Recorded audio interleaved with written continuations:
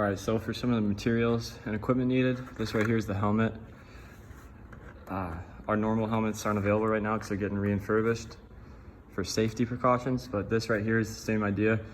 The face mask, it's the helmet part and the pads all in here. Pads in there. Basically, it's pretty self-explanatory. You put it on your head, protects you, keeps you safe from getting concussions, and as talked about in the tackling parts, you don't want to hit with the top of your helmet. That's how you get concussions, and possibly even you could break your own neck that way too. But helmet's a huge part of safety. Keep your head up at all times, so less likely to end with a concussion. The shoulder pads.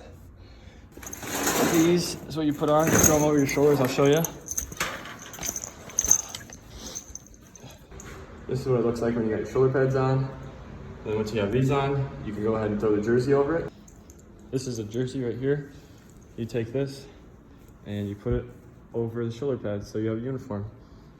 All right, now this right here, this is the 5-piece girdle. You wear this to protect your lower body areas because a lot of times in contact, you get hit right there.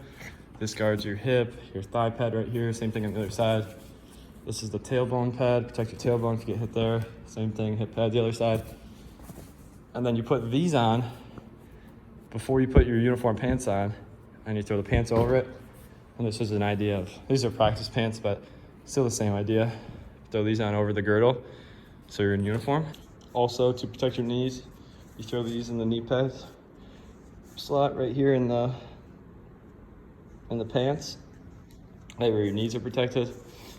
I mean, as you can see, they're pretty small. Not a lot of people like wearing the knee pads, but I personally do. It protects my knees and keeps me safe. Another thing that is needed with your helmet and shoulder pad stuff is mouthpiece. That connects to the face mask on the helmet right here.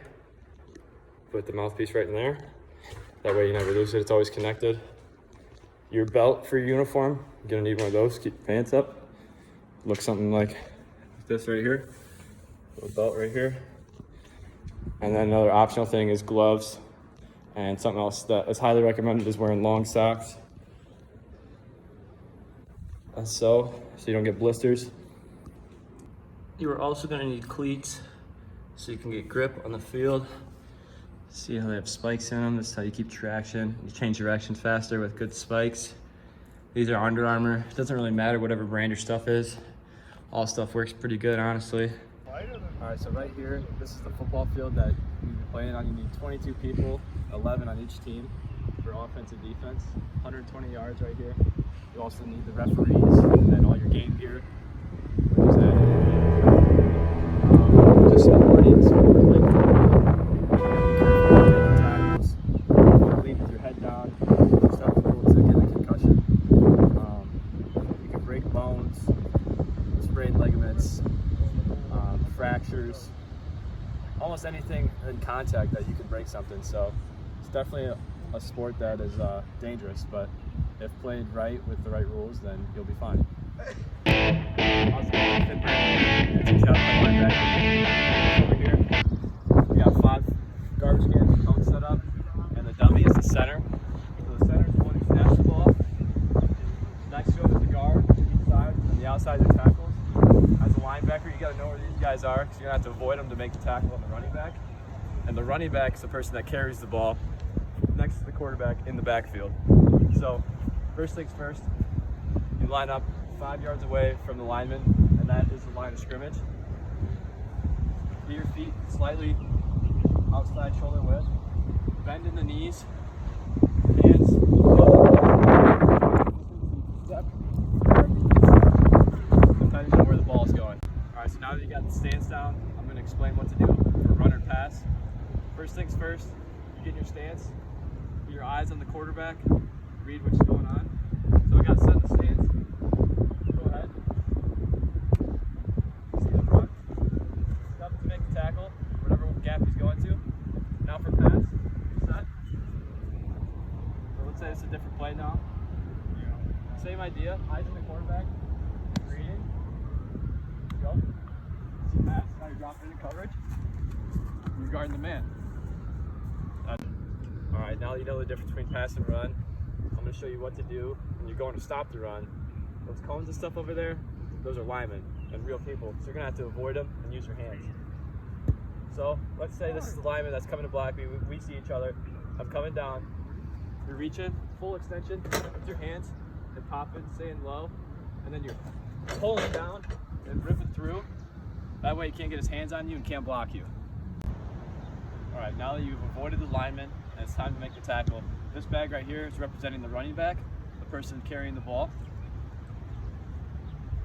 As you're pursuing the running back while he has the ball, you're keeping your eye on his nearest hip so he can't fake you out and misdirect, so that way you don't make the tackle. So to make the tackle, eyes on the hip the whole time, running in, breaking down, stepping close, as so, dropping your level. Once you get close enough to make contact with your shoulder and arms, you hit with your shoulder and arms, and then you take it to the ground. And as you go to the ground, your feet are constantly moving. You never stop your feet until the whistle blows. All right, once you've seen that the quarterback is passing the ball in his ear, you know it's passed. You got one of two things. You're either man coverage with the running back, or you have a zone cover. And I'll start with man coverage on the running back. So you're starting here in your stance, as so. You see his pass, you're right here. You're seeing the running back wherever he's going, and you're just following the running back wherever he goes. And if he throws the ball, you catch the ball or you knock it down. You don't want him to catch the ball. So man to man, follow the running back wherever he goes, and don't leave.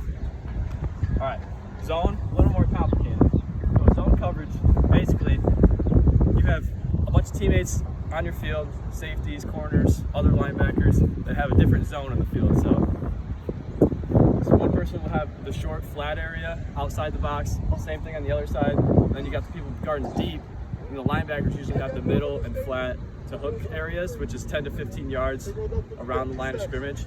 So we all have different areas. So for the sake of this, let's say if I have 10 yards past the line of scrimmage, which is called the hook area, the common area for linebackers to guard. So same thing, I start with the same stance.